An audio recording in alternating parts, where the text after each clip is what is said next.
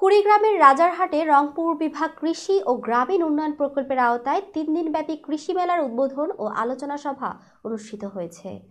প্রতিনিধি সোহেল রানা জানান, গত মঙ্গলবার সকালে রাজারহাট কৃষি সম্প্রসারণ অধিদপ্তর রাজারহাটের আয়োজনে শোভাযাত্রা শেষে উপজেলা পরিষদ চত্বরে এই মেলা অনুষ্ঠিত হয়। ৩ দিন ব্যাপী এই মেলায় বেশ কিছু স্টলে নানা ধরনের কৃষি পণ্য ও কৃষি প্রযুক্তি প্রদর্শিত হচ্ছে।